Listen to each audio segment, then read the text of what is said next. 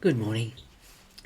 Today I'm looking at Isaiah chapter 6, verses 1 to 8. This is the amazing moment in Isaiah's life when he had a vision of God Almighty. It's beautiful, beautifully written, beautiful words, very familiar to most of us. And it begins in chapter 6 with, "In the year that King Uzziah died, I saw the Lord sitting upon a throne, high and lifted up." Now King Uzziah, his story is told in both 2 Kings and also particularly in 2 Chronicles chapter 26, if you want to read it. He was a very good king. He was a very, very good king. He did a lot of reforms. He followed God. He began well, but he ended sinfully, unfortunately. He got above himself, he got full of pride, and he went into the temple of the Lord to offer incense, which was not his job to do. Now, in the Old Testament, the things that were done in the temple were very, very strictly prescribed. Only certain people, descendants from certain tribes, could do certain things, and Uzziah was not allowed to do the thing that he wanted to do and that he went into the temple to do. And when he was corrected by those who knew that he was, he knew he was doing wrong, he was told not to do it, but he got angry and he got above himself. Now, we have to look at this through the eyes of the New Testament, because in the New Testament, the rules and regulations are not obligatory to us at all. And there are verses that talk about us all being a kingdom of priests in Peter.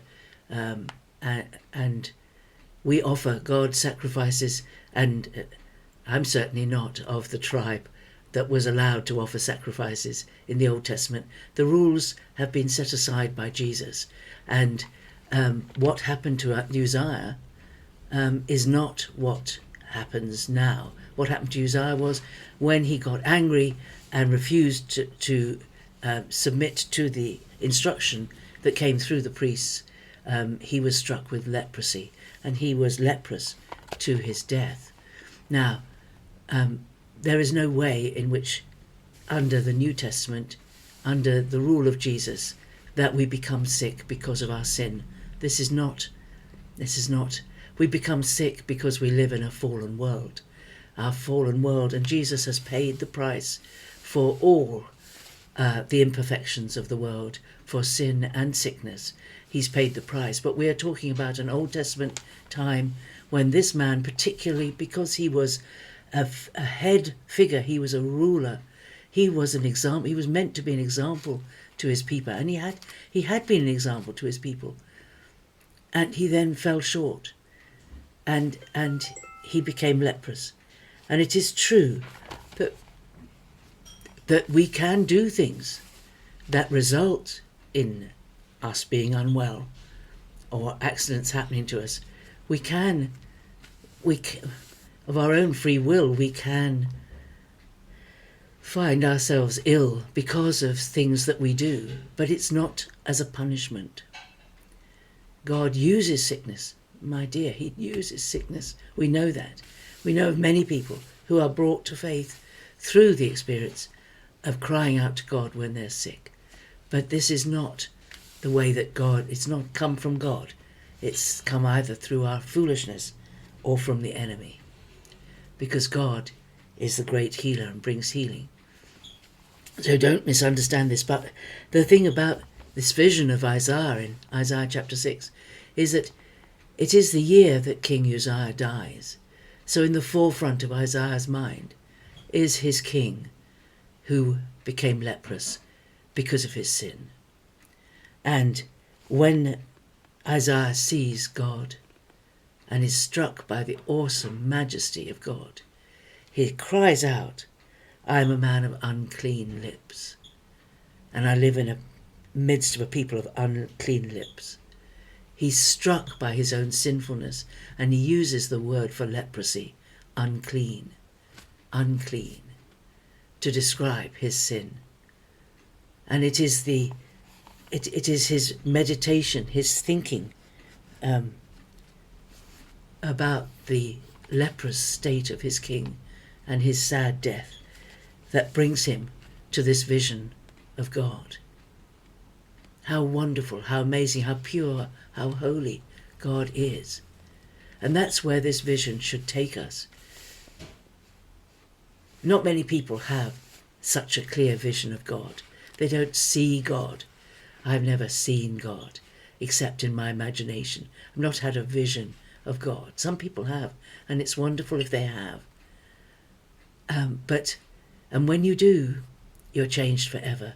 Isaiah was changed forever by his vision of God, by his realization. When we get really close to God, the one thing that it does show up is our sinfulness and our need of him. Jesus himself said in John 3 that the light had come into the darkness.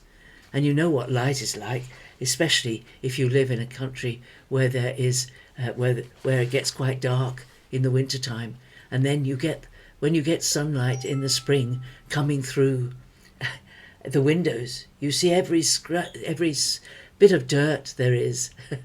And when you watch a beam of sunlight, you see the speckles of dirt on this. The light shows up the dirt. The light shows up the imperfection. And Jesus said that the light divides people. Some people go to the light because they want to know, they want the light. And they're drawn to the light like a moth drawn to the light. And then others, they want to hide because they don't want their life exposed to the light of Jesus. But Isaiah saw God high and lifted up. He saw these wonderful seraphim, who are that word is only used in Isaiah, seraphim. They were magnificent angelic beings with 6 wings, amazing creatures.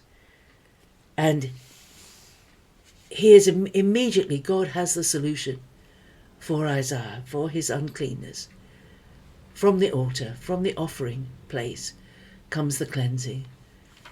From the place where we offer ourselves to God, and we receive from him, from Jesus, his forgiveness. His blood wipes every stain. And immediately, God says, the Trinity God says, whom shall I send and who will go for us? Here is the 3-part God calling out for a servant, someone to go. And Isaiah responds, here am I, send me. It's a wonderful vision. Do have a look at it if you have a chance today. And that chapter in 2 Chronicles, I think it was 26, wasn't it? 2 Chronicles 26, for the story of Uzziah. My time is up. God bless you. See you tomorrow. Bye-bye.